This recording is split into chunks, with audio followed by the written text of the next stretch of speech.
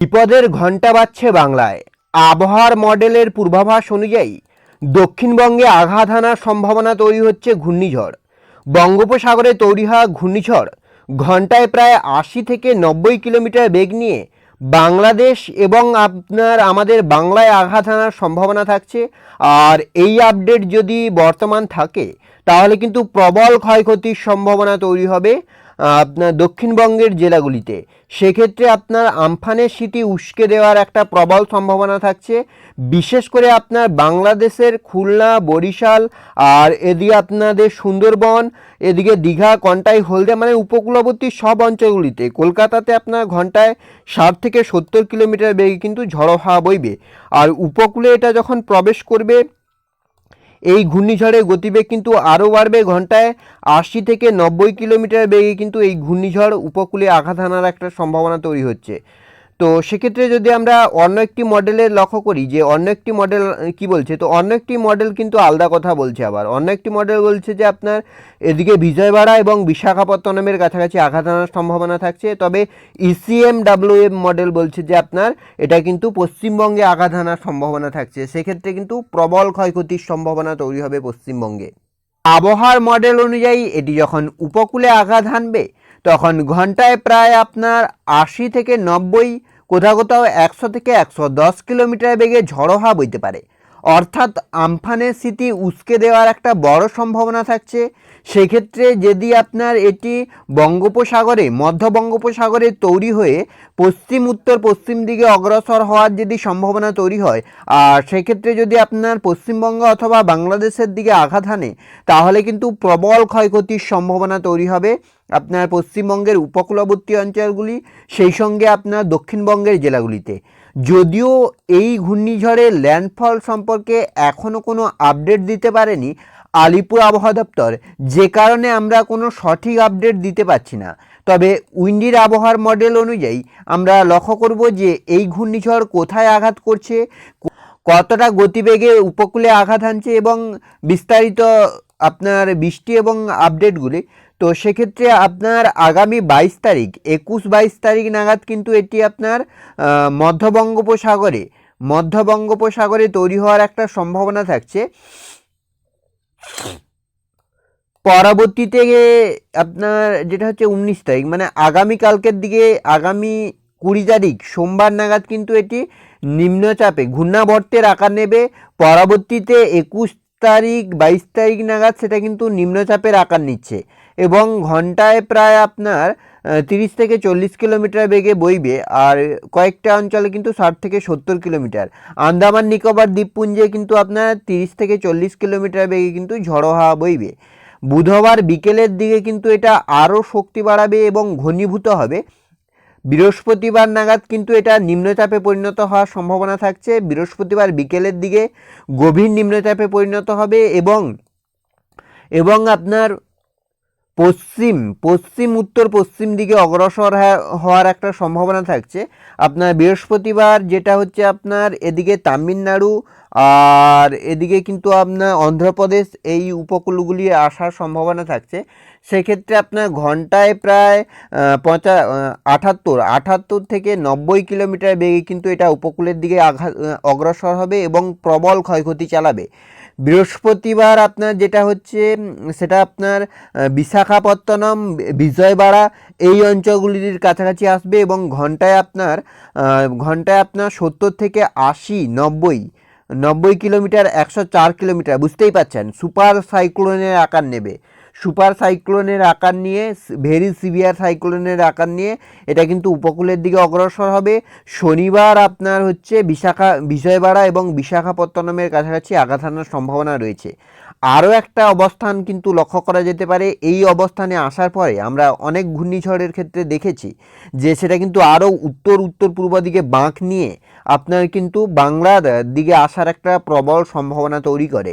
তো সেক্ষেত্রে এই ঘূর্ণিঝড়ে কিন্তু আরও বেশ কয়েকদিন বাকি। সেক্ষেত্রে এই ঘূর্ণিঝড়ও যদি বাংলার দিকে আসার একটা সম্ভাবনা তৈরি করে তাহলে কিন্তু বিপদের ঘণ্টা বাজবে বাংলায়, আর সেক্ষেত্রে কিন্তু প্রবল ঝড় বৃষ্টির পরিস্থিতি তৈরি হবে।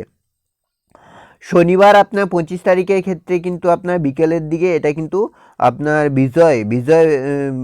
বিজয়বাড়া আর এই অঞ্চলগুলিতে কিন্তু আঘাত আনার একটা সম্ভাবনা তৈরি হচ্ছে। 26 তারিখের দিকে কিন্তু এখানে প্রবল তাণ্ডব চালাবে, প্রবল ঝড় বৃষ্টির পরিস্থিতি তৈরি হবে। পরবর্তীতে সেটি হায়দ্রাবাদ হয়ে আপনার এদিকে সরে যাচ্ছে। সোমবার 27 তারিখ, সেক্ষেত্রেও মোটামুটি একই পরিস্থিতি। অন্য মডেল যদি আমরা লক্ষ্য করি যে অন্য মডেল কি বলছে, এদিকে আপনার ইসিএম ডাব্লিউএম মডেল কিন্তু আলাদা কথা বলছে। এটা কিন্তু আপনার বলছে যে আগামী 25 তারিখ নাগাদ এটা কিন্তু আন্দামান, 23-24 তারিখ নাগাদ আন্দামান সাগরে তৈরি হয়ে পশ্চিম মধ্য বঙ্গোপসাগরে তৈরি হয়ে পশ্চিম উত্তর পশ্চিম দিকে অগ্রসর হওয়ার একটা সম্ভাবনা তৈরি করছে। পরবর্তীতে 25 তারিখ নাগাদ এটি বাংলাদেশ আর এদিকে মায়ানমার মায়ানমার বাংলাদেশের গা ঘেঁষে ঘন্টায় আপনার প্রায় 60 থেকে 70 কিলোমিটার বেগ নিয়ে কিন্তু এটা আপনার পশ্চিমবঙ্গে আসার একটা সম্ভাবনা তৈরি করছে। সেক্ষেত্রে কিন্তু আপনার বাংলার এবং বাংলাদেশের ক্ষেত্রে কিন্তু বিপদের ঘন্টা বাজবেই, আর সেই বিপদের জেরেই কিন্তু প্রবল ঝড় বৃষ্টির পরিস্থিতি তৈরি হবে। রবিবার আপনার সেক্ষেত্রেও কিন্তু রবিবার 26 তারিখ ঘন্টায় আপনার 50 থেকে 60 কিলোমিটার বেগে কিন্তু ঝড়ো হাওয়া বয়ে যাওয়ার সম্ভাবনা রয়েছে। বাংলাদেশের চট্টগ্রাম, বরিশাল, খুলনা, পশ্চিমবঙ্গের সুন্দরবন এবং এই অঞ্চলগুলিতে 40 থেকে 50 কিলোমিটার বেগে ঝড়ো হাওয়া বইতে পারে।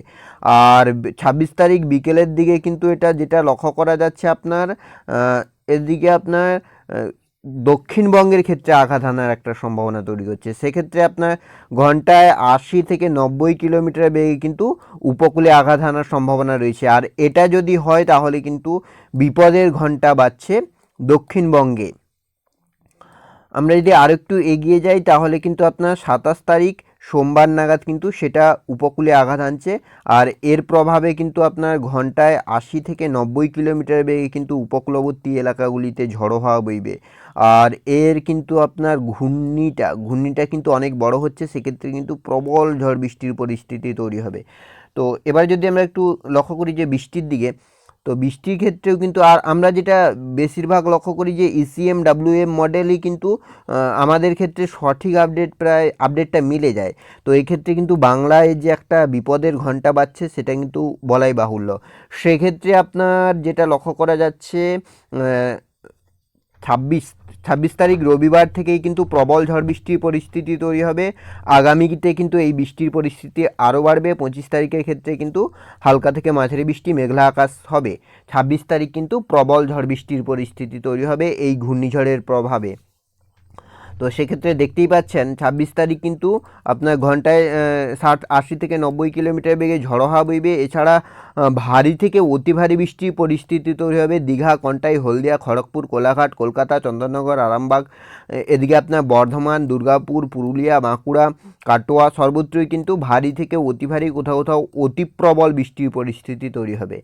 তো এবার যদি আমরা আজকের বৃষ্টির দিকে লক্ষ্য করি যে আজকের আবহাওয়ার আপডেট কি বলছে, কোথায় কতটা বৃষ্টি, কোথায় কতটা পরিবর্তন, ঘূর্ণিঝড় নিয়ে তো আমরা আলোচনা করলাম। তো আজকের ক্ষেত্রে আপনার সেভাবে আপাতত বৃষ্টি নেই, আকাশ মোটামুটি পরিষ্কার থাকছে। তবে আপনার এদিকে ময়মনসিংহ, সিলেট আর ঢাকা, খুলনা, বরিশাল, এদিকে আপনার ত্রিপুরা বিস্তীর্ণ অঞ্চলে কিন্তু বজ্রবিদ্যুৎ সহ বৃষ্টির সম্ভাবনা থাকছে আজ দুপুরের দিকে। বিকেলের দিকে আপনার সেভাবে আপাতত বৃষ্টি নেই, দক্ষিণবঙ্গের ক্ষেত্রে মোটামুটি আকাশ পরিষ্কার থাকছে। আগামীকাল শনিবার, রবিবার সেক্ষেত্রেও আপনার সেভাবে আপাতত বড় কোনো পরিবর্তন নেই, মোটামুটি আকাশ পরিষ্কার থাকছে, সেভাবে বড় কোনো পরিবর্তন নেই। 12 তারিখের ক্ষেত্রেও আপনার সেভাবে বড় কোনো পরিবর্তন নেই। 4টা-5টার দিকেও কিন্তু আপনার সেভাবে বড় কোনো পরিবর্তন নেই, মোটামুটি আকাশ পরিষ্কার থাকছে সোমবার। তবে আপনার আগামীকাল বিকেলে কিন্তু উত্তরবঙ্গের বিস্তীর্ণ অঞ্চলে ভারী থেকে অতি ভারী বৃষ্টির একটা সম্ভাবনা তৈরি হচ্ছে সোমবার 20 তারিখ। সেক্ষেত্রেও আপনার সেভাবে বড় কোনো পরিবর্তন নেই, তবে উত্তরবঙ্গ এবং অসমের বিস্তীর্ণ অঞ্চলে কিন্তু বজ্রবিদ্যুৎ সহ ভারী বৃষ্টির সম্ভাবনা তৈরি হচ্ছে। 21 তারিখ আপনার মঙ্গলবার, সেক্ষেত্রে আপনার বাংলাদেশের উত্তরের বিভাগগুলিতে কিন্তু বজ্রবিদ্যুৎ সহ ভারী বৃষ্টির সম্ভাবনা তৈরি হচ্ছে, তবে দক্ষিণবঙ্গের ক্ষেত্রে, আমাদের পশ্চিমবঙ্গের ক্ষেত্রে সেভাবে বৃষ্টি নেই। বিকেলের দিকে 21 তারিখ বজ্রবিদ্যুৎ সহ বৃষ্টির সম্ভাবনা তৈরি হচ্ছে আপনার এদিকে খড়গপুর, মিদনাপুর, ঝাড়গ্রাম, পুরুলিয়া, বাঁকুড়া, আরামবাগ, চন্দননগর, বর্ধমান, দুর্গাপুর, কোলাঘাট, এগুলোতে কিন্তু বজ্রবিদ্যুৎ সহ হালকা থেকে মাঝারি বৃষ্টির সম্ভাবনা তৈরি হচ্ছে। আর বিকেলের দিকেও কিন্তু বাংলাদেশের বিস্তীর্ণ অঞ্চল আর ত্রিপুরার ক্ষেত্রে কিন্তু বজ্রবিদ্যুৎ সহ বৃষ্টির সম্ভাবনা তৈরি হচ্ছে। বৃহস্পতিবার 23 তারিখ থেকেই কিন্তু ঘূর্ণিঝড়ের প্রভাব পড়তে শুরু করবে বাংলায়। আর এই ঘূর্ণিঝড়ের প্রভাবেই কিন্তু প্রবল তাণ্ডব চালাবে। আর এটা কিন্তু যদি পশ্চিমবঙ্গে আঘাত আনে তাহলে কিন্তু আপনার আমফানের স্মৃতি উস্কে দেওয়ার একটা প্রবল সম্ভাবনা থাকছে। সেক্ষেত্রে কিন্তু বিপদের ঘণ্টা বাজছে। শনিবার আপনার 25 তারিখ, সেক্ষেত্রে কিন্তু ঘূর্ণিঝড়ের প্রভাব পড়বে। আর ঘূর্ণিঝড়ের প্রভাবে কিন্তু টানা 4 থেকে 5 দিন, 3 থেকে 4 দিন তো প্রবল থেকে অতি প্রবল বৃষ্টির পরিস্থিতি তৈরি হবে। এদিকে যদি আমরা লক্ষ্য করি, তাপমাত্রারও আপাতত বড় কোনো পরিবর্তন নেই। আগামী কয়েকদিনে কিন্তু তাপমাত্রা বাড়বে, সেটা কিন্তু আমরা আগেই আলোচনা করেছিলাম।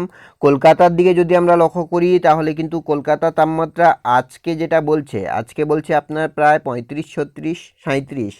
আগামীকালকের ক্ষেত্রে 36 থাকবে, সোমবারের ক্ষেত্রে 36 থাকবে, মঙ্গলবারের ক্ষেত্রে আপনার থাকছে 36, বুধবারের ক্ষেত্রে আপনার থাকছে 34। অর্থাৎ আগামী কয়েকদিনে কিন্তু তাপমাত্রার কোনো পরিবর্তন নেই। তো এই ছিল এই মুহূর্তের আবহাওয়ার আপডেট। পরবর্তী আপডেট পাওয়ার জন্য অবশ্যই আমাদের চ্যানেলটিকে সাবস্ক্রাইব করে আমাদের সঙ্গে থাকুন।